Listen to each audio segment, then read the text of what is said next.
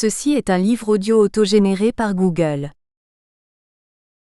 Clinique et changement social. Comité éditorial.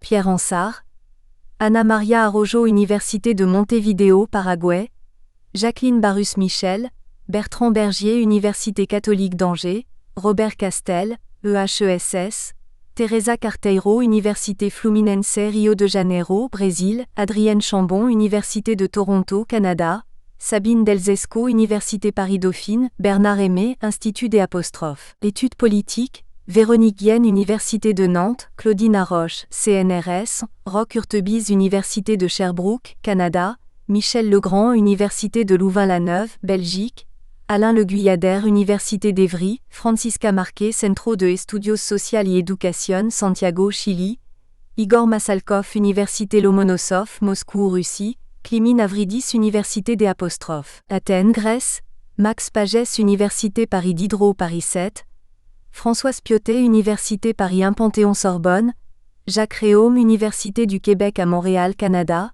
Pierre Roche, CEREQ, Marseille, Shirley Roy, Université du Québec à Montréal, Canada, Robert Sévigny, Université de Montréal, Canada, Laurence Servel, Université Paris-Dauphine, Abderrahmane Simoussi, Université des Apostrophes, Alger, Algérie, Jean Spurk, Université Paris-Descartes, Norma Takeuti, Université de Natal, Brésil, Elvia Taracena, Universidad Nacional Autónoma de Mexico, Mexique, Jean Vincent, Institut National Agronomique AgroParisTech.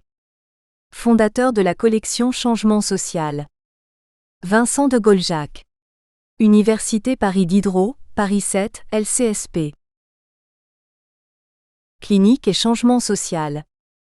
La collection Clinique et changement social publie des recherches, essais et études dans une perspective clinique qui lie la recherche et l'intervention pour produire une intelligibilité des relations entre construction sociale et mode de subjectivation. Dans une filiation à la psychosociologie, à la psychologie sociale clinique et à la sociologie clinique, elle interroge les interdépendances et influences réciproques entre l'individu et le collectif, le sujet et le politique, le psychique et le social, l'imaginaire et le symbolique, mobilisant également des approches sociopolitiques, philosophiques, historiques ou psychanalytiques. Prolongement de la collection Changement social, nom du laboratoire dont elle émane, LCS, Université Paris Diderot, Paris 7. La présente collection se caractérise ainsi par une attention particulière portée à la complexité des phénomènes étudiés, considérés dans leur pluridimensionnalité et leur irréductibilité à une simple série de facteurs. Ouvrage paru. Dominique Lhuillier-Dire, Pratique de consultation. Histoire, enjeux, perspective numéro 7, 2002. Jean-Philippe Bouillot-Dire, Argent, valeurs et sentiments numéro 8, 2004. Florence Pinault de Villechenon, Dire, La mondialisation et ses effets, nouveau débat numéro 9, 2005. F. Aubert, Dire, Histoire de vie et choix théoriques en sciences sociales. Parcours de femmes, collection Changement social numéro 10, L'Harmattan, 2006.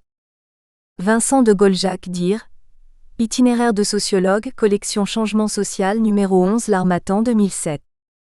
Jean-Philippe Bouillot, Dire, Itinéraire de sociologue, collection Changement social numéro 12, L'Harmattan, 2007.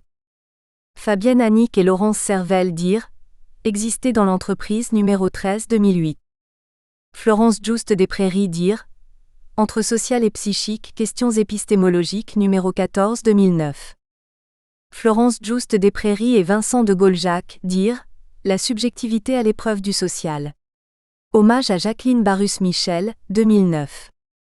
Nicole Aubert, Dire, La société hypermoderne, rupture et contradiction numéro 15, 2010. Stéphanie Rizet, Dire, Itinéraire de sociologue, collection Changement social numéro 16, L'Harmattan, 2010. Elsa Tuffa, Dire, Itinéraire de chercheur, collection Changement social numéro 17, L'Harmattan, 2012. Vincent de Goljac et Florence Juste des Prairies, Dire, Le laboratoire de changement social. 40 ans d'histoire numéro 18, 2013. Vincent de Goljac et Clarisse Lecomte, Dire, Itinéraire de chercheur, collection Changement social numéro 19, L'Harmattan, 2014. Gilles Arnaud et Pascal Fugier, Dire, Sociologie et psychanalyse. De l'échange de vues à la transformation du regard, numéro 20, 2015. Gilles Arnaud et Pascal Fugier, Dire, sociologie et psychanalyse. Quelle praxis, quelle clinique? Numéro 21 2015.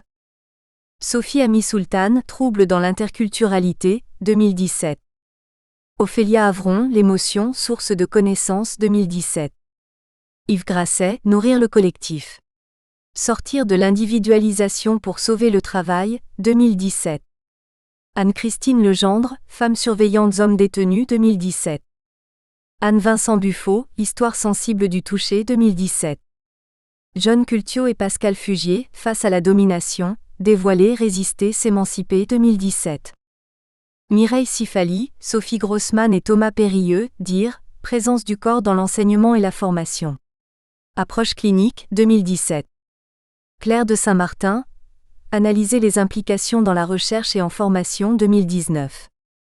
Mireille Sifali, Florence Juste des Prairies et Thomas Périlleux, Dire, l'accueil des affects et des émotions en formation et recherche. Approche clinique, 2019. Vincent de Goljac et Florence Juste des Prairies, Dire, Histoire de vie et choix théoriques en sciences sociales, la recherche entre vécu et concept, 2019. Marianne Dujarier, Dire, Histoire de vie et choix théoriques en sciences sociales, travailler sur le travail, 2020. Marina Aznar-Berko, L'exil en héritage. Les impensés de l'émigration, 2020. On regrette rarement d'avoir osé, mais toujours de ne pas avoir essayé. À Barthélemy, Salomé et Garance. Et à celles et ceux qui demeurent une présence soutenante. Préface, Florence Juste des Prairies. Delphine Vincenot travaille dans le milieu associatif, comme professionnelle, depuis de nombreuses années, et a souhaité prendre le temps d'un travail de recherche pour partager la richesse de son expérience. L'ouvrage, qui nous est proposé et qui en est le fruit, se caractérise par un engagement réflexif résultat d'un long travail d'approfondissement pour élucider les transformations du monde associatif de la coopération internationale par la centration sur une monographie permettant de conjuguer des approches macrosociales et microsociales. Plus précisément, l'auteur s'attache à décliner les construits, les logiques et les significations institutionnelles, organisationnelles, interpersonnelles et subjectives. Et s'il s'agit d'explorer ces registres, ce n'est pas tant pour eux-mêmes que pour penser leurs liens et rendre ainsi mieux compte de la complexité à l'œuvre. Car il convient de le souligner, la préoccupation de Delphine Vincenot est d'établir des connexions qui permettent de creuser toujours davantage les relations entre ces différents registres tels qu'ils se donnent empiriquement à traiter. Le livre, et c'est toute son originalité, nous fait ainsi entrer dans ce monde construit de longue date avec ses présupposés, les imaginaires sociaux qui les fondent et les investissements qu'ils mobilisent, comme les processus critiques qui viennent les bouleverser et les révéler. Il s'agit d'une traversée de cet univers spécifique à ce moment d'un basculement normatif et culturel dans lequel ont émergé des questionnements d'acteurs sociaux, mais aussi de sujets d'une histoire propre dans ses élans et ses tensions, en ne laissant pas de côté le contexte socio-historique du champ associatif et en passant en revue les héritages de la coopération internationale jusqu'aux transformations actuelles. Ce travail est une véritable contribution à la compréhension de la crise de modernisation, par le suivi des processus de continuité et de discontinuité. Ce faisant, c'est tout un imaginaire social qui se dévoile, c'est-à-dire un ensemble de données se constituant en un système cohérent de signification. Les lecteurs. Nous sommes conduits à examiner comment ces acteurs engagés s'inscrivent dans des pratiques instituées, les investissent, les habitent, et dans le même temps sont parlés et assujettis par elles, comment les nouvelles donnes de la gestion des associations viennent solliciter, attaquer ou consolider des formations sociales et subjectives antérieures. L'approche du terrain est précise et d'une grande finesse d'analyse. La démarche se constitue au fur et à mesure entre construction et déconstruction. Construction de dispositifs d'investigation, observation participante, photolangage, entretien, groupe d'analyse de pratique notamment, déconstruction des implications d'un acteur engagé et d'un sujet aux prises avec des contradictions, des conflits, des défenses, des demandes. Ce qui frappe à la lecture du texte, c'est cette attention, toujours soutenue, portée aux conséquences sur les données recueillies et sur leur analyse de ce qui se joue pour la chercheure praticienne dans les différentes facettes du terrain. Car si Delphine Vincenot cherche à s'équiper théoriquement pour rendre compte des processus à l'œuvre, Ceux-ci se donnent d'abord à comprendre à partir du soin apporté à ne rien laisser de côté de ce qui se passe. C'est notamment au discours tenu qu'elle s'attache, sans faire un tri préconstruit. On y voit une disponibilité à se laisser aller au fil de l'eau des matériaux tels qu'ils se présentent. Delphine Vincenot est confiante dans cette attention non discriminante qu'elle porte au terrain. Elle ouvre largement l'investigation, pour capter progressivement des traits insistants, des facteurs opérants, des logiques sous-jacentes sans trop vite fixer leur sens pour se déplacer progressivement vers une distanciation critique. Car c'est dans cet attachement à ce qui se donne au présent, à ce qui s'active dans des relations intersubjectives, que l'auteur entend plus sûrement toucher les processus à l'œuvre, au-delà de ce qu'une simple observation peut donner à voir. Cette position inscrit le travail dans une orientation clinique revendiquée et qui conduit l'auteur à redéfinir la posture de l'observateur en proposant une réélaboration du concept d'observation participante, permettant de rendre compte de la spécificité d'une implication observante, y compris dans ses dimensions peu ou pas conscientisées qu'elles soient idéologiques, institutionnelles ou psychiques. La démarche d'analyse adoptée se réclame plus précisément d'une approche clinique psychosociale. Une clinique de l'expérience de sujets en situation sociale, Barus Michel, Just des Prairies. Nous sommes en effet emportés, plongés dans les sinuosités, les turbulences, les rebondissements de l'expérience d'une équipe. En se laissant emporter elle-même d'abord dans ces turbulences sans trop savoir où elle la conduirait, Delphine Vincenot s'est saisie de ce désordre pour en faire une lecture à partir des processus de crise. Approcher les transformations en cours de l'association par la crise lui a permis ainsi d'analyser ce qui, moins manifeste, se révélait de cette construction sociale, à partir notamment des processus de déliaison sociale, de fragilisation individuelle, de menaces ressenties, de bouleversement des places, d'attaque des idéaux et des engagements, de défaite du sens, d'indécidabilité de l'avenir, de perte des repères, de dérégulation des liens, etc. Autant de phénomènes fonctionnant comme des analyseurs, c'est-à-dire comme déconstruisant le système agencé, et révélant de ce fait de quoi il est fait. Mais le système ne se révèle pas de lui-même. Il faut un analyste pour suivre ces transformations et leurs avatars et pour en dégager une intelligibilité. Il convient de souligner là aussi les compétences cliniques, la finesse d'écoute et la capacité à se laisser prendre, à se laisser occuper, affecté par le terrain, voire instrumentalisé comme condition pour amener du vif, de la complexité et éviter des interprétations trop hâtives. Et c'est d'approfondissement en approfondissement par le suivi et l'analyse de cette crise que sont élucidées les modalités selon lesquelles les membres de cette équipe entretiennent dans le temps un rapport aux situations à travers les différents systèmes symboliques, imaginaires, fonctionnels qui les font être ce qu'elles sont pour eux. Système symbolique comme cadre de référence, mais surtout système imaginaire comme production de mythes et de visions du monde. Delphine Vincenot montre enfin avec précision comment ces différentes composantes de l'association trouvent leurs agencements et leur sens à travers des contextes et des relations, et oriente la focale, pour terminer sur la question de l'institution. Comment les acteurs à travers leur manière de vivre et de traiter des bouleversements qui les traversent tentent de faire, croient faire ou manquent à faire institution. Le lecteur appréciera les qualités d'investigation engagée de l'auteur consciente de l'impact de sa position particulière, et toujours en quête de s'équiper d'un regard, plus désarmé qu'armé. Ce qui donne à cette approche une modestie qui profite à la clarté du texte et à sa démonstration. Une intelligence généreuse également dans la manière dont l'auteur s'est laissé saisir par son terrain, avant de s'en ressaisir. Souvenons-nous de la formule de Kurt Lewin, pas de recherche sans action et pas d'action sans recherche.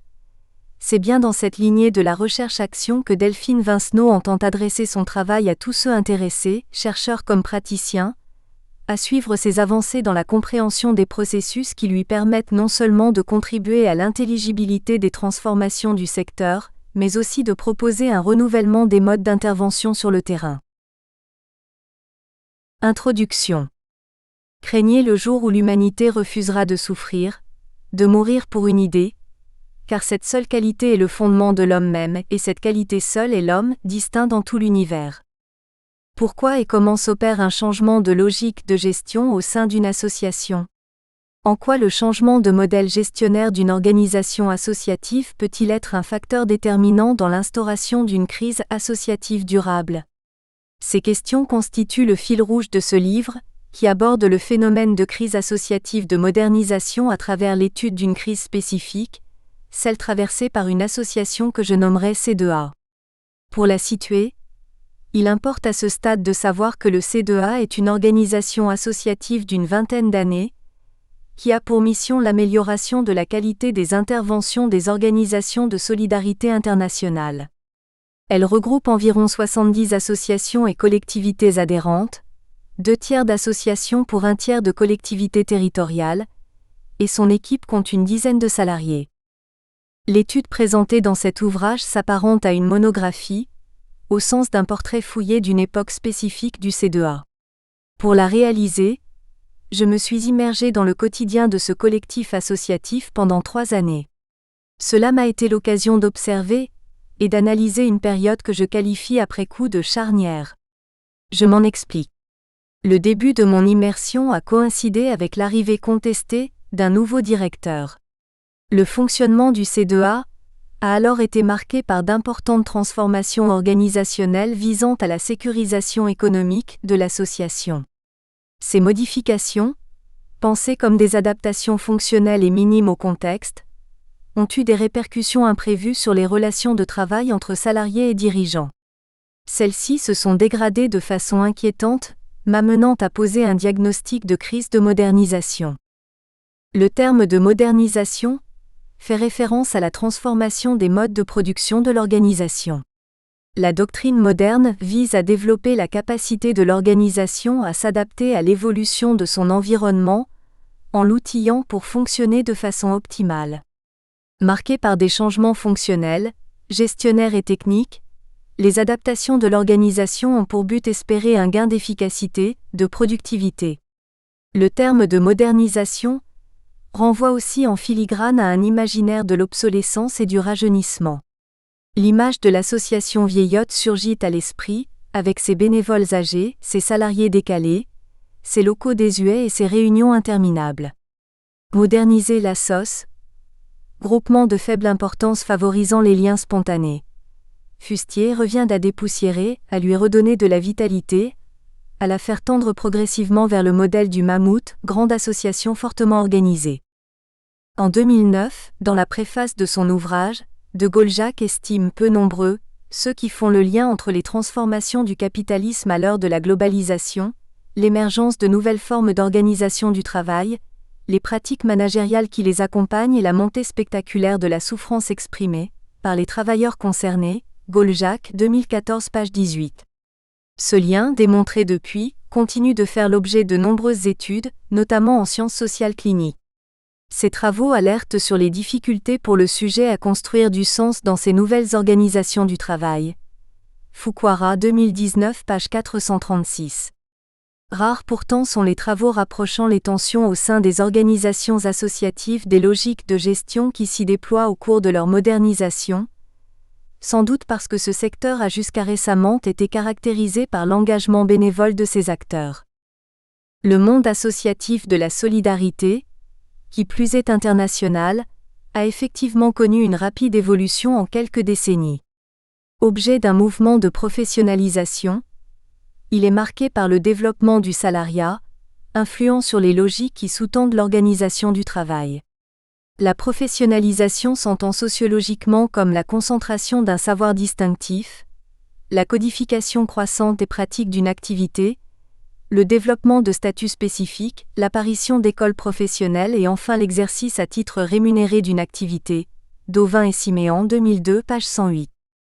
Concernant le secteur associatif, Elie affirme qu'il s'agit d'un processus beaucoup plus profond de conversion des organisations associatives qui mutent de l'association traditionnelle, administrée par des bénévoles, à l'entreprise associative, dont les fondements juridiques relèvent à la fois du droit d'association et du droit du travail. Elie 2009. L'organisation associative est passée d'une organisation centrée sur les bénévoles, les militants ES, qui sont au cœur de l'action et de la décision, à un système de subordination avec un CA, conseil d'administration, qui prend des décisions, des salariés ES qui mènent l'action sur le terrain et quelques bénévoles. Cotin-Marx 2015. Ce mouvement de professionnalisation des associations, dont la fonction d'employeuse est la face visible, a occasionné une évolution systémique de ce type d'organisation, Kelly associe à une métamorphose du champ de la solidarité renommée économie sociale et solidaire. La notion de modernisation est à situer dans le monde associatif dans le mouvement de transition d'un secteur d'amateurs vers un champ de professionnels, plus compétents et efficaces. Le phénomène à l'œuvre dans les associations s'inscrit dans le prolongement des réformes de modernisation de l'État, menées depuis les années 1980 en France au nom du nouveau management public et caractérisé par l'inspiration des pratiques managériales des entreprises privées au sein des structures publiques systématiquement mises en concurrence. Fuquara 2019, page 434. La transposition de ce phénomène s'applique aux associations, lorsqu'elles adoptent un principe d'efficacité et organisent leur activité en fonction, entre autres pour répondre aux contraintes de leurs bailleurs. Ce faisant, au niveau organisationnel, l'association est modernisée dans le sens où ses dirigeants opèrent une transformation du système de production, gestion et organisation, dans une visée d'adaptation à son environnement vécu comme concurrentiel. L'association réformée plus ou moins volontairement déploie des outils et des procédures visant à rationaliser les coûts, tout en améliorant les résultats. Naturalisée par un vernis de scientificité, d'objectivité, de rationalité ou de neutralité, Golejac 2019, page 342, les logiques gestionnaires de l'association modernisée tendent à canaliser l'activité humaine pour répondre à des exigences de productivité, s'apparentant ainsi à une déclinaison instrumentale de l'esprit du capitalisme, Boltanski-Chiapello. La coïncidence de perturbations chroniques et de réformes gestionnaires au sein d'une association indique une potentielle crise de modernisation, Uald. Rapprocher les termes de crise et de modernisation m'a conduit à explorer les tensions occasionnées par ces réformes, en considérant la crise en tant qu'état d'un système, en mutation tant symbolique que factuelle, au point que les acteurs n'y trouvent plus de sens. L'évolution vers un autre fonctionnement se trouve bloquée dans une période transitoire qui semble s'installer. Les repères qui servaient d'appui à l'investissement professionnel d'une partie des équipes avant le début des transformations sont rendus caducs, sans que les nouveaux fonctionnements parviennent à s'instaurer comme nouvelles références. Cette instabilité crée un sentiment de malaise, de vertige chez les acteurs, un sentiment de menace diffuse ou la crainte d'une rupture imminente au quotidien. À travers la monographie du C2A, j'ai cherché à comprendre comment s'installe ce malaise et de quoi il est constitué. Mon analyse de la montée des tensions au sein du C2A concerne délibérément une période critique singulière. Cependant, la situation étudiée a en commun avec d'autres phénomènes de crise associative, d'être concomitante avec l'évolution des modalités de gestion et d'organisation du travail. Les affrontements à répétition que j'ai observés et analysés au C2A font en effet écho à des situations rencontrées ailleurs, en tant que salarié ou intervenante externe dans le secteur associatif de la solidarité. Le projet à travers cette étude de cas est que l'explicitation de certains mécanismes puisse éclairer des phénomènes de nature similaire au sein du secteur. Poser un rapport entre la situation de crise et les logiques de gestion, appliquées au secteur associatif, revient à supposer que l'implantation de logiques de gestion modernisatrices peut dans certaines configurations mettre à mal les représentations et le sens, singulier et collectif, que les acteurs d'une association donnent à leur activité. La relation potentiellement conflictuelle entre logique de gestion et représentation des salariés du secteur associatif fait l'objet du billet anonyme posté par une salariée de ce secteur publié sur le Bondi Blog. Dans ce texte intitulé Résultats, productivité, pression. Bienvenue dans l'économie sociale et solidaire, l'auteur exprime son exaspération, indignée par le décalage qu'elle vit entre la finalité solidaire affichée par l'association qui l'emploie et un management centré sur l'obtention de résultats affichables. Pour nos dirigeants, c'est la méthode couée à l'excès avec toute la frustration qu'elle peut engendrer. C'est une belle hypocrisie qui s'installe, sans faire de vagues, parce que cela serait indécent. Il ne faut partager que les bonnes nouvelles, les résultats, la croissance, la productivité, et bientôt même la productivité des bénévoles dans ces associations qui sont au cœur d'une économie dite sociale et solidaire. Elle dénonce une productivité aux effets contre-productifs, conduisant l'organisation à malmener les équipiers plutôt qu'à soutenir leur activité de soins. Le monde du social est en souffrance. Il est demandé, exigé même, de faire une croix sur ces valeurs, mettre en veilleuse les revendications pour faire augmenter le chiffre d'affaires et justifier les subventions publiques toujours plus exigeantes en termes de résultats. Ce billet est intéressant à plusieurs titres. Il a le mérite de reprendre en substance la teneur de propos récurrents, au cours de discussions informelles avec des acteurs du champ associatif de la solidarité. Il a aussi valeur du fait de la rareté d'une prise de parole publique de ce type, de l'ordre de la dénonciation d'un travail dégradé. Si cette quasi-absence d'expression sur le sujet peut être imputée, comme l'exprime ce témoignage, à une volonté managériale, celle-ci vient renforcer une réticence des salariés eux-mêmes, ainsi que le reformulent les fondatrices du syndicat ASSO. On entend des discours du type « Je tiens au projet de l'association et si je parle, je risque de mettre à mal un beau projet », Cotin Marx, 2015. En écho, Elie dans son article sur le travail d'utilité sociale dans le monde associatif. Elie, 2010, rapporte l'expression de conflits de loyauté similaires de la part de salariés en grève de l'association Emmaüs. Les témoignages de salariés, syndicats et chercheurs évoquent des tiraillements entre les valeurs des salariés associatifs, leur attachement au projet de l'association et leur souffrance au travail. Ils mettent en évidence une déstabilisation des liens tissés par les salariés entre leur conception en partie implicite de leur activité et les prescriptions organisationnelles. Ils sont aussi symptomatiques d'une amplification de ces phénomènes critiques au sein des associations professionnalisées, résultant de disjonctions de plus en plus fréquentes de ces liens, posant une coïncidence entre crise associative et professionnalisation sectorielle. J'ai construit une démarche et développé une méthodologie en conséquence afin de rendre compte de l'implantation et de la mise en œuvre d'une réforme des logiques de gestion au sein d'une organisation associative, en questionnant les représentations de ces acteurs et les logiques de sa gestion, pour ensuite considérer leurs relations. Ma démarche a impliqué d'une part d'examiner comment les salariés associent à l'acte de travailler dans une association de solidarité des significations spécifiques. Ces significations chaque fois singulières ont révélé combien leur construction résultait de parcours présentant des similarités, qui, activés par la collaboration professionnelle, amènent ces salariés à construire un sens partagé. L'attaque par les réformes du scénario commun ainsi constitué s'avère être l'un des facteurs déclencheurs du processus critique. Saisir le contenu de ces crises passe alors par l'identification des représentations que se font les acteurs du champ, en lien avec les spécificités des organisations du secteur associatif, et se poursuit avec la recherche d'une dimension collective de ces représentations. L'élucidation de la situation s'est faite également en questionnant l'apparente neutralité des outils de gestion développés au cours du mouvement de professionnalisation de ce secteur. Les logiques inhérentes à ces outils ont pu être étudiées en tant que porteuses de signification. À travers l'usage de l'outil, se sont données à voir les tentatives de conciliation entre les exigences imaginaires et réelles des différents acteurs de ce monde professionnel. Il s'est agi ensuite d'analyser la relation entre sens de l'activité et logique de gestion, par le prisme de la crise.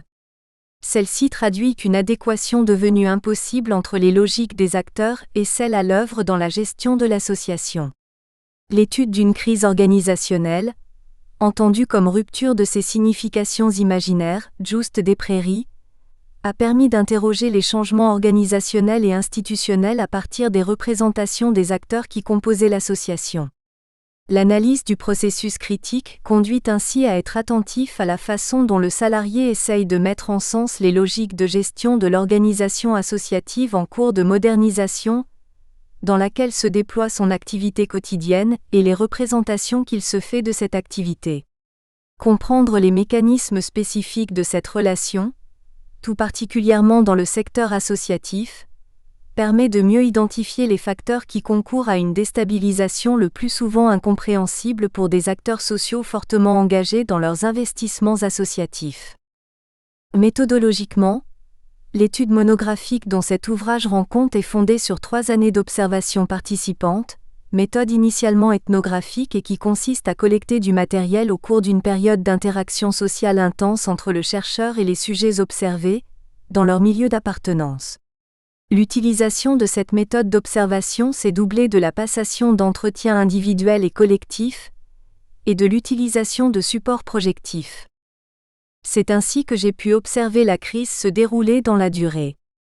Toutefois, le processus critique, parce qu'il repose sur le surgissement de significations jusqu'alors tacitement partagées ou déniées, a fait également l'objet d'une analyse dans un après-coup, lorsqu'il fut possible de reconstituer le processus dans son enchaînement d'événements, et de donner un statut significatif à des actions et réactions apparemment anodines ou insensées au moment où elles se sont produites.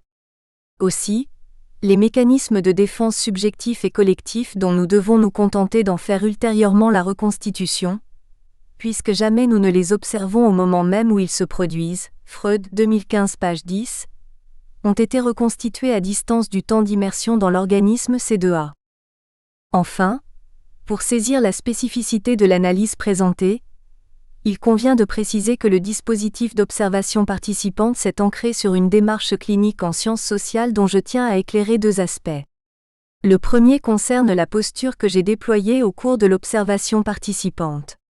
Elle s'est incarnée dans une présence longue et sensible au sein de l'équipe du C2A, et a eu pour particularité de se centrer sur l'écoute et l'analyse de ce qui cherchait à s'exprimer pour une personne ou un groupe au sein d'une succession organisée de phénomènes psychosociaux.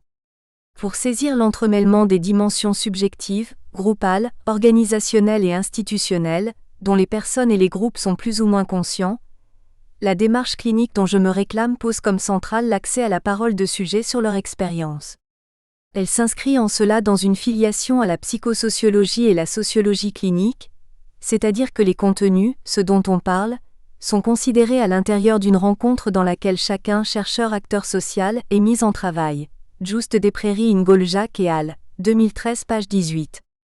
L'accès à la parole s'opère ainsi dans le cadre d'une coprésence, adossée à des dispositifs centrés sur le lien direct avec les sujets écoutés. Le second point que je souhaite souligner est que l'approche psychosociale clinique privilégie un regard microsociologique, qui se différencie pour appréhender les phénomènes sociaux d'une perspective macrosociologique. Cette approche considère que chaque sujet compose le corps social, le social se constituant de l'ensemble des expériences singulières, en même temps que chaque sujet participe des imaginaires sociaux du contexte socio-historique dans lequel il s'inscrit. L'analyse des différentes relations dans une approche multidimensionnelle au sein d'une association spécifique, et l'étude de situations dans leur singularité, permettent d'approcher la complexité des liens considérés dans leur environnement. À l'instar de ma démarche qui repose sur des connaissances issues de l'observation et la mobilisation de savoirs conceptuels, la construction adoptée pour l'organisation du livre devrait permettre à chacun de choisir son entrée de lecture. La première partie, davantage empirico-déductive, analyse la crise associative de telle manière que le lecteur peut en suivre le déroulement dans ses différentes phases. Du prologue, qui présente l'association à la veille de la crise jusqu'au chapitre 3, la période critique est analysée au fur et à mesure que les faits sont présentés. Le chapitre 4 met en correspondance les scènes imaginaires et réelles du phénomène critique, pour montrer que la crise repose sur le déni de la dimension symbolique associative. La seconde partie, théorique, est organisée en 3 chapitres thématiques qui permettent une succession d'approfondissements. Est ainsi mise à disposition du lecteur un ensemble d'éléments théoriques et méthodologiques auxquels il pourra se référer pour penser les phénomènes associatifs et critiques. Les chapitres de la deuxième partie renseignent successivement sur une approche psychosociale de la forme associative, la méthodologie clinique d'observation d'un phénomène critique et la professionnalisation du secteur de la solidarité internationale. Mon projet à travers cet ouvrage est de contribuer à la compréhension des mécanismes à l'œuvre dans la modernisation d'une association. L'étude des bouleversements, en sus de renseigner sur cette période critique, sert de support pour penser le phénomène associatif en tant que tel, car les logiques organisationnelles rationalisantes, parce qu'elles produisent une intrusion brutale dans les imaginaires des acteurs, viennent percuter une construction sociale antérieure en partie implicite. Apparaissant par contraste, celle-ci devient étudiable. Ce livre est une incitation à engager plus largement une réflexion sur le lien social, marqué par une confiance relationnelle qui se constitue sans y penser, mais se perd vite et se retrouve lentement. Il montre l'impérieuse nécessité de maintenir un débat vif sur les notions constitutives du phénomène associatif que sont la démocratie, la solidarité et la non-lucrativité.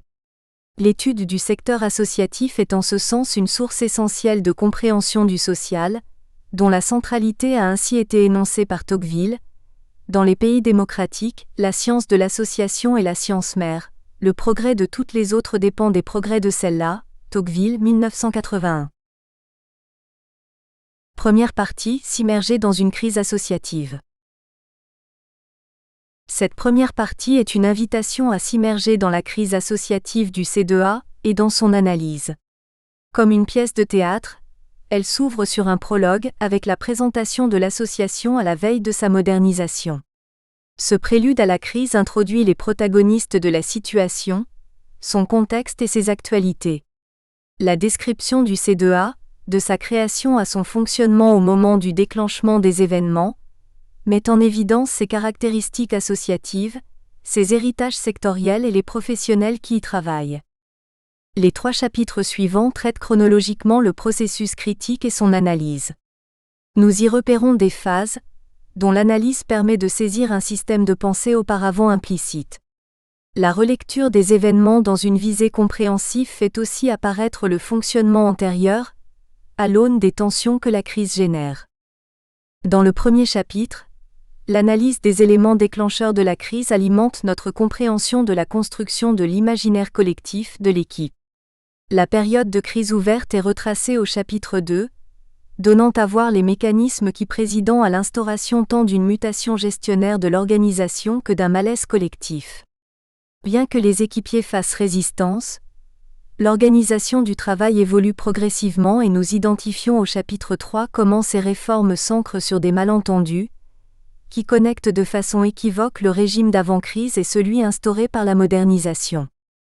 Enfin, dans le chapitre 4, nous montrons que ces changements organisationnels viennent perturber à la fois les scènes symboliques et fonctionnelles, entraînant un bouleversement profond de la dimension institutionnelle associative, dimension totalement oubliée dans la modernisation considérée uniquement sous l'angle organisationnel et dont l'ensemble de cet ouvrage se veut une contribution à sa compréhension et à sa prise en considération. Prologue, le C2A, à la veille du déclenchement de la crise. Ce prologue, organisé en 3 sections, présente d'abord la mission du C2A, puis sa structuration et enfin son fonctionnement aux prémices de la crise, autant d'éléments significatifs pour pouvoir dans les chapitres suivants analyser la période critique. La création du C2A, en 1994, coïncide avec un mouvement de structuration du champ associatif de la solidarité internationale. À partir des années 70, des organisations revêtant une forme nouvelle émergent et montent en puissance. Elles ont des revendications plus politiques, mais aussi globalement des assises moins autonomes en termes de financement de leur fonctionnement, si l'on se réfère aux organisations d'émanation religieuse ou politique, qui peuvent s'appuyer sur leur structure de tutelle. Progressivement, ces ONG ont beaucoup grossi, ont plus de frais, sont plus en concurrence les unes avec les autres. Le rapport de force se joue aussi sur les questions d'argent. Celui que l'État octroie et dont les ONG ont besoin pour financer non seulement leurs programmes, mais aussi leurs frais de fonctionnement, celui du budget croissant octroyé à l'aide d'urgence et au développement. Cette seconde génération d'ONG vit donc ce paradoxe de devoir concilier un besoin incontournable de financement public et une indépendance revendiquée, gage de la capacité de prise de parole et de diffusion de messages au grand public. Le C2A est au centre de ce paradoxe. Cette contemporanéité du C2A avec son époque et sa dimension de collectif d'ONG en font un objet d'étude du phénomène associatif intéressant, car vivant en léger décalé les préoccupations du secteur et les perturbations qu'elles génèrent. 1. Une fonction de tiers. Créé en 1994, le C2A résulte d'un accord entre ONG et pouvoir public, pour privatiser sous la forme associative 2 structures publiques émanant de la Commission Coopération Développement (CCD), alors sous la tutelle du ministère de la Coopération. Ces 2 fonds deviennent en se réunissant une association loi 1901, le C2A. Ses membres adhérents ne sont pas des personnes physiques, mais des organisations de la solidarité internationale, faisant du C2A une association d'organisations. Au moment de sa création, le C2A regroupe 15 ONG adhérentes. L'intention de ses premiers membres est qu'à travers le C2A, les ONG et le secteur associatif s'emparent de l'évaluation, explique son fondateur et premier directeur. Les ONG souhaitent désolidariser le ministère et les fonds, dans l'idée que les évaluations soient plus indépendantes des pouvoirs publics, et s'inscrivent dans une logique à mi-chemin des intérêts des deux parties. Le C2A, positionné en tiers entre les ONG et l'État, permet un compromis entre la revendication d'indépendance des ONG et le désir de contrôle de l'État, évaluateur et payeur. Plus largement, la création du C2A répond à l'ambition commune à ses acteurs d'outiller les associations du secteur pour renforcer leur capacité d'intervention et rendre des comptes aux bailleurs de fonds. Le financement et la transparence de l'utilisation des fonds sont des préoccupations centrales dans la mise en place de cet organisme. Initialement, le C2A gère un fonds émanant de l'État qui permet d'apporter une contribution financière et ainsi d'encourager la pratique évaluative. Il a pour activité principale l'allocation de cofinancement pour la mise en place d'évaluation des actions des organisations adhérentes. L'association déploie son activité autour du rôle de chargé d'études comme tiers neutre et bienveillant, théma dans le vocabulaire usuel du C2A, remettant l'organisation menant une étude face à des questionnements techniques. Les chargés d'études salariés du C2A appuient ainsi la réflexion des organisations dans la préparation de leurs appels d'offres, pour ensuite les mettre en relation avec des consultants, experts à même de fournir une montée en compétences techniques. Le rôle du C2A est principalement de servir de courroie de transmission à la montée en exigence, pas d'apporter des méthodes. Les méthodes sont à l'initiative des experts. Le C2A est lui garant des procédures. Le fonctionnement du C2A sous sa forme de guichet traduit cette distance à travers une procédure administrative. La création du C2A est ainsi motivée initialement par une prise de distance avec les pouvoirs publics et une autorégulation du secteur de la solidarité. La préoccupation des organisations fondatrices de l'association rejoint une double méfiance, vis-à-vis des institutions et vis-à-vis des bonnes intentions. Toutes deux trouvent leur soubassement dans certains contenus des imaginaires sociaux contemporains qui entrent en résonance avec les représentations.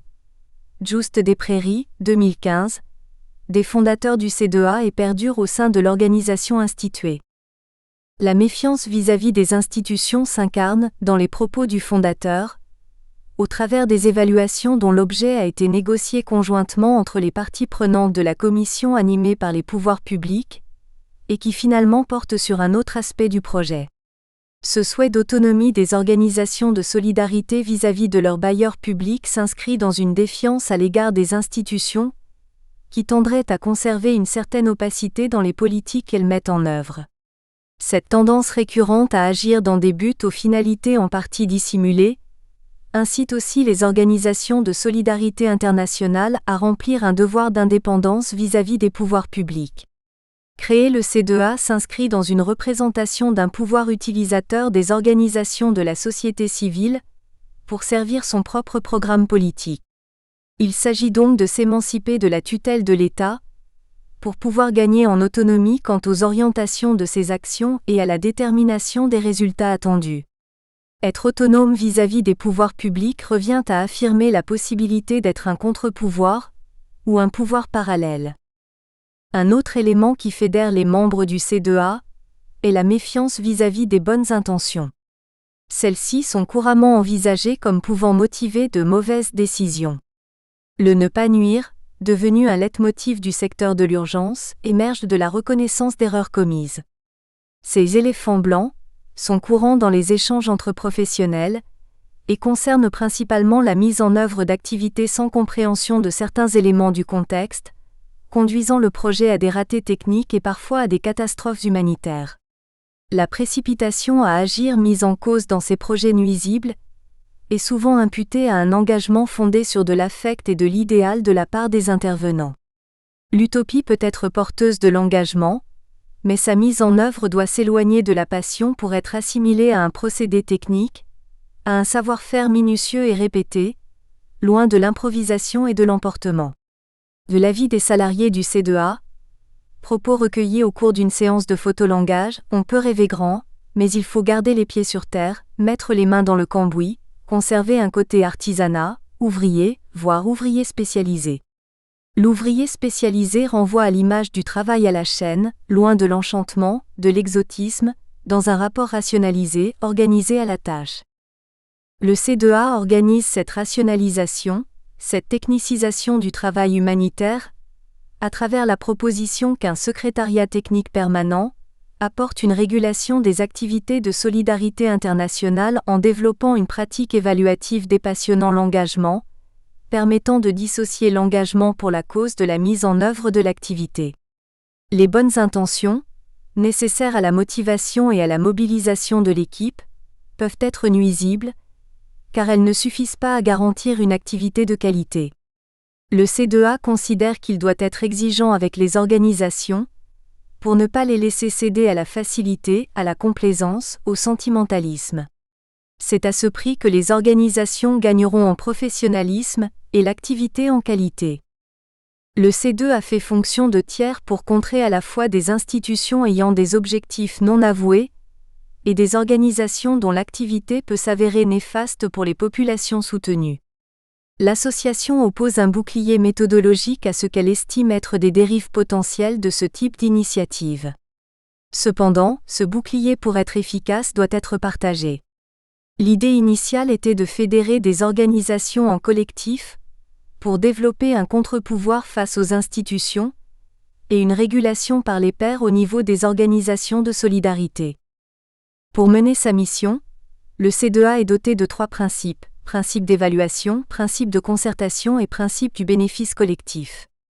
Le principe d'évaluation consiste à renforcer la qualité des interventions des ANGSI, associations non gouvernementales de solidarité internationale, françaises et de leurs partenaires des pays du Sud à travers le développement d'un réflexe d'évaluation. Le principe de concertation souhaite contribuer à nourrir le dialogue entre ANGSI et pouvoirs publics sur le sens des démarches de solidarité internationale et le contenu des actions. Enfin, le principe du bénéfice collectif cherche à encourager la mutualisation des enseignements que les membres tirent individuellement des études qu'ils mènent dans tel pays ou dans tel secteur. Ces 3 orientations montrent une volonté de renforcer l'institutionnalisation du secteur en dessinant une entité partagée par les ONG et en la positionnant par rapport à l'acteur étatique, c'est-à-dire par rapport à l'institution par excellence.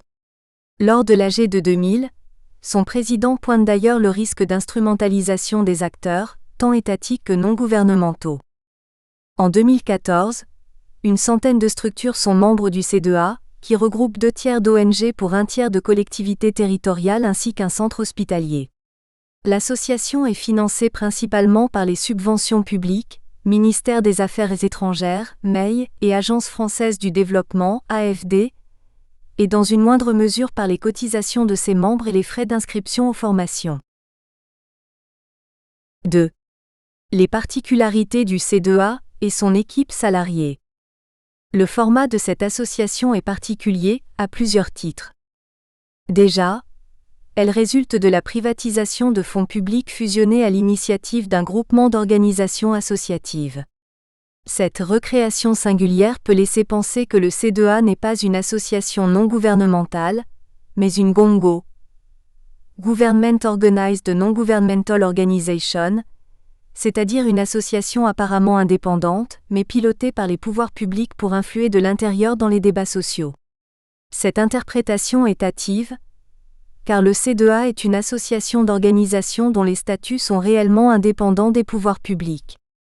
Autre particularité, son émanation est collégiale et ne met pas en avant un leader charismatique. Pour autant, son premier directeur en a toutes les caractéristiques. Porteur d'une vision pour le secteur, il ne restera au C2A que le temps d'y instaurer des mécanismes servant le bénéfice collectif, et son parcours par la suite sera marqué par des directions salariées ou bénévoles d'instances collectives, mettant en avant l'intérêt général issu de la mise en commun des expériences singulières de plusieurs organisations associatives.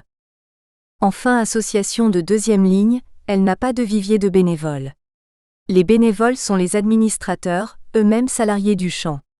Les administrateurs du C2A sont mandatés par leur organisation, dans le cadre de leur fonction professionnelle. Statutairement, les administrateurs du C2A sont des actifs, engagés professionnellement sur des questions similaires à celles que le C2A aborde.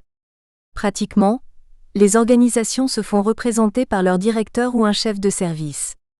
Les administrateurs du C2A occupent généralement des postes de cadre, à forte responsabilité, dans le secteur. Ce format particulier a donné une place prépondérante à l'équipe salariée dans l'organisation. Une des particularités du fonctionnement de l'association au moment du démarrage de notre enquête est que les réunions du conseil d'administration, mensuelles, réunissent l'ensemble des administrateurs, mais aussi l'ensemble de l'équipe salariée, qui a une voix consultative. La présence de l'ensemble des salariés au conseil d'administration n'est pas une pratique courante dans le secteur associatif. La collégialité, marqueur de l'identité du C2A dès sa création, se retrouve dans cette façon de faire vivre l'association. D'un unique salarié en 1994, l'équipe se compose d'une dizaine de personnes en 2014. Cette croissance de l'équipe va de pair avec une évolution de son rôle, de guichetier, vers celui de tiers médiateur accompagnateur. Par guichet, le C2A entend qu'il a d'abord été un bureau d'enregistrement des demandes des membres en matière d'évaluation, de traitement des subventions et de mise en relation avec des consultants et les pouvoirs publics. Progressivement, son rôle s'est développé dans un traitement plus approfondi de ces demandes, l'amenant à proposer des accompagnements et à développer des méthodes, et des salariés chargés de fonctions support ont été embauchés. L'équipe salariée se nomme l'équipe technique et cette dénomination rappelle la fonction d'origine du C2A et la situe par rapport à l'équipe bénévole, c'est-à-dire les administrateurs. L'équipe salariée est stable. L'ensemble des salariés est en poste depuis plusieurs années, entre 4 et 13 ans. L'organisation hiérarchique des rapports suit un modèle horizontal. Le directeur, unique supérieur hiérarchique de l'ensemble de l'équipe, est décrit comme peu directif, laissant une grande marge de liberté, voire une quasi-autonomie aux salariés dans l'organisation de leur travail. Les salariés sont ensuite tous au même niveau hiérarchique. Toutes et tous sont chargés de missions auxquelles s'adjoignent des stagiaires ponctuels. Le salarié le plus ancien après le directeur a toutefois la charge de coordonner les études, ce qui, sans être une position officiellement hiérarchique, l'amène à répartir des dossiers entre ses collègues et à suivre leur traitement. L'équipe telle que composée en 2014 est constituée de 10 personnes. Un directeur, une chargée de gestion, une assistante logistique et une chargée de communication côtoient 6 chargés d'études. Ceux-ci ont pour principale fonction d'accompagner la montée en expertise des organisations membres par de la formation, de l'animation de groupes de travail et surtout l'accompagnement à la mise en œuvre d'études. Chaque salarié, hors équipe support, est en charge d'accompagnement d'études, affectées selon la charge de travail de chacun par cet ancien. Les études sont considérées comme le cœur de l'activité du C2A, et chaque équipier se reconnaît dans l'expression de tiers médiateurs exigeants. Parmi ces 6 chargés de mission, chacun a une fonction spécifique en plus de l'activité d'accompagnement. Les 6 responsabilités individuelles ainsi réparties sont les relations internationales, la formation, la coordination des études, l'appui à la capitalisation, le partage d'expériences et la production intellectuelle. Les bureaux de l'association se trouvent dans le 9e arrondissement de Paris, un quartier d'affaires. Ils se situent aux 2 derniers étages d'un immeuble au hall d'entrée chic. Le contraste entre le hall d'entrée et les locaux, lorsque l'ascenseur s'ouvre au 6e étage, est frappant. Le visiteur est plongé sans transition dans des locaux un peu défraîchis, occupés auparavant par une section de la CGT. Plusieurs collectifs d'associations partagent ces locaux. La répartition des bureaux s'est organisée en fonction des arrivées et des départs des salariés de chaque organisation, selon les réductions ou les augmentations d'effectifs de l'ensemble des associations. Aussi les visiteurs peuvent-ils être un peu déroutés à leur arrivée. Il n'y a pas d'accueil à la sortie de l'ascenseur, et pas d'informations à disposition pour savoir où aller. Les primo-visiteurs se retrouvent à longer l'enfilade de bureaux, finissent par s'adresser à des personnes dans les bureaux pour demander leur chemin.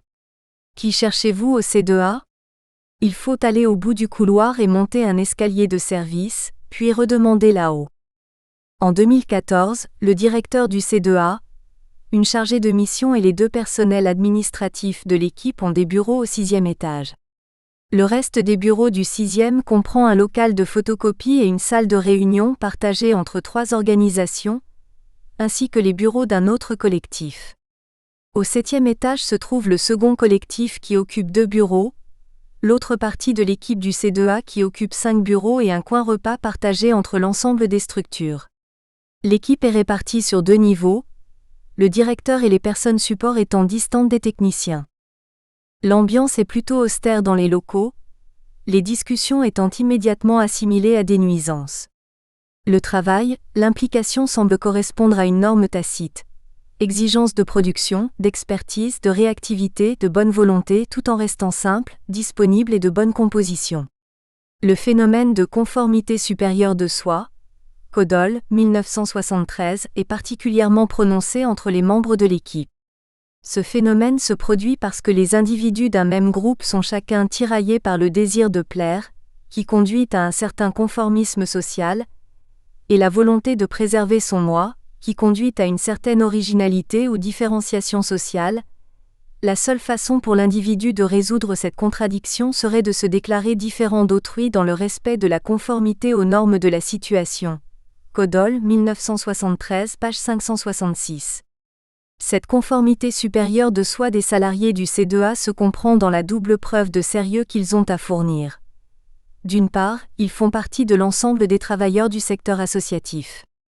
Or, il y a une frontière entre ce qui relève de la passion et ce qui est socialement considéré comme un travail. Elie, 2008, page 134, qui fait que les salariés du monde associatif sont souvent considérés d'abord comme des amateurs avant d'être des travailleurs. Elie, 2008, page 134. D'autre part, au sein du champ de la solidarité internationale, l'E du C2A est en arrière-plan, c'est-à-dire pas directement en lien avec les bénéficiaires, le social, le fameux terrain.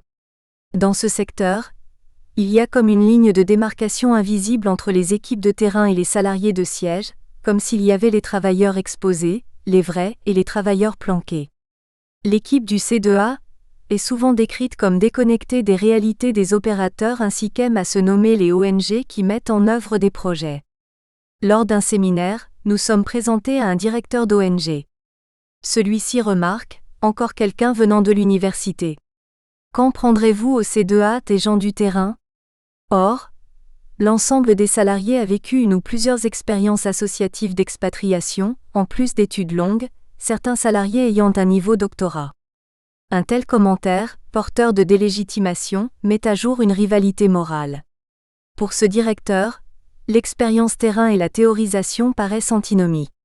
On retrouve souvent ce clivage chez les acteurs, comme cette femme qui prend le microphone pour poser une question lors d'un séminaire du secteur en annonçant « Nous sommes des acteurs de terrain, nous ne réfléchissons pas beaucoup ».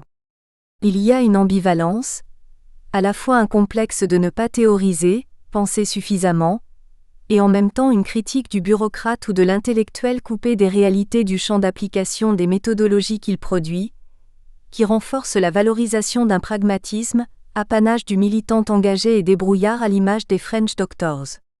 Ces médecins au grand cœur, mis en scène sur les panneaux publicitaires de collecte de fonds ou dans les romans de J.C. Ruffin, Ruffin 2001, sont sans doute une des images présentes chez les salariés de la solidarité, image d'Épinal, que les campagnes de communication ont contribué à diffuser, du médecin blanc soignant un enfant noir à la suite d'une catastrophe ou d'une famine, Siméon 2001, un médecin de l'action dans l'immédiat de la souffrance.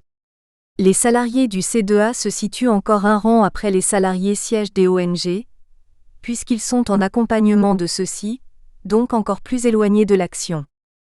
De plus, ils théorisent les pratiques, ils sont dans l'évaluation de l'action, dans l'analyse, et donc pas dans l'action elle-même. Le paradoxe est que les salariés des sièges, tout comme les salariés du C2A, ont souvent d'abord été expatriés dans le secteur associatif avant d'occuper des postes dans les bureaux parisiens. Il leur importe d'être reconnus comme compétents par leurs pairs, les techniciens des ONG en faisant valoir la légitimité que représentent leurs expériences terrain, cette identité commune acquise avec les voyages initiatiques. Cependant, Ils doivent faire preuve de sérieux, de professionnalisme, d'une rigueur presque bureaucratique pour donner des gages de sérieux au pouvoir public et aux dirigeants des organisations membres. Ils doivent se distinguer des utopistes militants de terrain pour prouver la valeur des programmes et de leur travail d'accompagnement. 3. Le programme Kaléidoscope, concrétisation d'un âge d'or. Depuis les années 2000, les initiatives concernant le thème de l'évaluation se sont multipliées, projets sphères, démarches qualité. Parmi ces projets, on note le développement d'approches s'intéressant au suivi des processus de changement, plutôt qu'aux résultats des actions. Un processus est une suite continue d'opérations, constituant la manière de faire quelque chose. Et l'évaluation portant sur les processus revient à identifier et suivre des étapes ou phases d'un programme, de solidarité en l'occurrence dans ce secteur. C'est pour tester ces approches, qui suscitent l'intérêt des ONG et de pouvoirs publics, que le C2A développe en 2014 le programme Kaléidoscope. Ce programme prend appui sur une méthode anglo-saxonne, appelée théorie du changement, et déjà exigée par le ministère des Affaires étrangères anglais, DIFID, dans les demandes de financement que lui adressent les ONG. Il s'agit principalement de définir collectivement la finalité du changement que le programme entend mettre en œuvre et de planifier ses activités en fonction de cette vision, alors que la méthode du cadre logique prend comme point de départ les difficultés observées et des activités à mettre en œuvre pour y répondre. Avec le premier outil, ce sont les processus de changement qui sont suivis pour voir comment le projet se déploie dans une direction souhaitée, alors qu'avec le second, ce sont les activités mises en œuvre qui font l'objet du suivi. La mise en place du programme Kaléidoscope crée une situation inédite dans l'équipe. Une partie de celle-ci va travailler ensemble, de façon intensive, sur plusieurs années. Le noyau de l'équipe chargée de Kaléidoscope est en effet composé de 3 chargés de mission, dont une partie principale de l'activité, entre 60 et 70% du temps, est affectée à ce programme expérimental. Cette équipe est renforcée de 2 consultants et d'une praticienne chercheur salariée, nous. Sachant que l'effectif du C2A est de 10 salariés, Kaléidoscope occupe presque un tiers de l'équipe, auquel s'adjoignent 2 extérieurs. Ce programme est présenté comme la suite logique de groupes de travail qui se sont tenus précédemment sur 3 thématiques. Impact de l'éducation au développement, capitalisation et accompagnement du changement, pendant plusieurs années chacun. Les organisations intéressées se sont portées volontaires sur ce nouveau groupe d'expérimentation, et y apportent une contribution financière. 15 projets portés par 28 organisations participent ainsi à l'expérimentation. Ce programme est une nouveauté pour le C2A puisqu'il est un projet séparé du projet triennal de l'organisation, un projet ad hoc, avec un montage financier dissocié du budget de l'organisation. Ce projet s'inscrit directement dans l'évolution des pratiques, conséquence de l'évaluation externe réalisée en 2009. Cette évaluation a été jugée agressive par l'ensemble des membres de l'organisation et a marqué un tournant pour l'équipe. Dans les récits des équipiers présents en 2009, l'évaluation est relatée comme un moment de déstabilisation forte par la remise en question de l'efficacité de leur activité. L'équipe dit avoir fait évoluer ses pratiques suite à cette attaque. Alors que chacun était arrivé au fur et à mesure dans l'organisation, s'insérant dans le fonctionnement en cours, l'évaluation va transformer l'équipe en groupe soudé. La période 2009 à 2011 est qualifiée de sereine, apaisée, cool. Une des salariées estime que le petit noyau dur se forme durant cette période. Nous faisons ainsi l'hypothèse que c'est en réaction à ce rapport d'évaluation qu'une partie de l'équipe a développé un imaginaire collectif mis à mal à partir de 2014. Pour reconstituer ce scénario, nous repartons de cette évaluation de 2009, qui vient questionner des pratiques naturalisées. Le rapport d'évaluation émet un jugement assez ferme, utilisant une grille de notation faible, moyen et fort, pour évaluer les performances de l'organisation. L'évaluation estime que la performance en termes d'accompagnement d'études est forte. La fonction héritée des pouvoirs publics est donc bien remplie. Cependant, si l'évaluation s'est développée au niveau des organisations accompagnées, les évaluateurs considèrent que le bénéfice collectif est faible. Le développement de la culture de l'évaluation est faible, lui aussi. Enfin, la performance dans le domaine de l'ingénierie de formation est faible. Le C2A n'a donc que peu de valeur ajoutée par rapport à la commission, dont il voulait s'émanciper. Si la montée en qualité des études accompagnées est mise en avant dans le rapport d'évaluation, ses rédacteurs insistent sur l'aspect isolé, presque anecdotique, de ces appuis, tenant plus au renforcement de personnes que d'organisations. Les évaluateurs affirment un faible renforcement du secteur sur la question de l'évaluation, reprochant au C2A son manque d'efficacité. Les autres prestations, hors accompagnement d'études, études transversales et rédaction de guides méthodologiques, maintiennent le C2A dans une position d'acheteur de prestations intellectuelles produites par des prestataires externes. Le C2A ne produit pas de valeur par lui-même, estiment les évaluateurs. L'association n'a pas réussi à développer une culture de l'évaluation, et son action ne se traduit pas par une diffusion du bénéfice que certaines organisations tirent de l'accompagnement. Il ressort du rapport d'évaluation de 2009 une relation très consensuelle entre les pouvoirs publics, principalement le ministère des Affaires étrangères, et le C2A. Les évaluateurs mettent en lumière un C2A ne parvenant pas à peser sur les stratégies d'intervention du ministère. Dans l'ensemble, les responsables de l'action non gouvernementale sont satisfaits de l'existence même du C2A. Ils n'ont pas d'attente spécifique à son encontre. L'autonomie vis-à-vis des pouvoirs publics n'est finalement pas un sujet en soi, puisque l'action du C2A n'a pas d'impact sur ceux-ci. Cette remarque démontre que le C2A n'a pas de poids stratégique dans le dialogue avec les pouvoirs publics. La coexistence est pacifique, non dérangeante d'un côté comme de l'autre. Les évaluateurs recommandent que le ministère des Affaires étrangères définisse des objectifs à sa contribution financière, en tire plus de bénéfices. Les évaluateurs mettent ainsi en avant le peu d'impact de l'activité du C2A sur celle du ministère, son peu d'intérêt et mettent aussi en exergue la forte implication financière des pouvoirs publics sans contrepartie. L'évaluation démontre une dépendance du C2A vis-à-vis des pouvoirs publics, battant en brèche toute autonomisation réelle, alors qu'une relation inégalitaire avec les pouvoirs publics était estimée, à la création du C2A, comme non souhaitable et potentiellement dangereuse. La réaction de l'équipe face à cette évaluation n'est pas de remettre en question la justesse de ces représentations, mais de s'engager à développer la dimension collective et coopérative au sein de l'activité du réseau. Pour cela, bien qu'elle reconnaisse l'accompagnement d'études comme le cœur de l'activité du C2A, elle va sortir progressivement du rôle traditionnel de guichet. Le scénario de l'équipe lui permet de développer la dimension collective, sans renforcer l'institutionnalisation de l'association. Les recommandations de l'évaluation sont mises en œuvre conformément aux représentations d'une nocivité de l'institué. L'équipe s'investit sur les contenus en proposant des groupes de travail thématiques, regroupant une dizaine d'organisations membres par thème. Ces travaux sont animés par un membre de l'équipe, parfois soutenu par un intervenant externe. Le groupe se réunit à échéances régulières pour traiter de ce thème à partir de l'expérience des acteurs, et l'animateur alimente théoriquement les échanges. Ces groupes donneront lieu à des guides méthodologiques, rédigés par les animateurs et les participants. Le développement de la dimension collective répond ainsi aux recommandations de l'évaluation concernant l'investissement sur les contenus, sur l'expertise des organisations membres, sur la production de connaissances, la valorisation de ces connaissances, la mise en lien des organisations membres. L'équipe décide aussi de mener un chantier sur la formation, afin de revisiter certains sujets portés par des experts externes et dont l'approche ne semble plus d'actualité.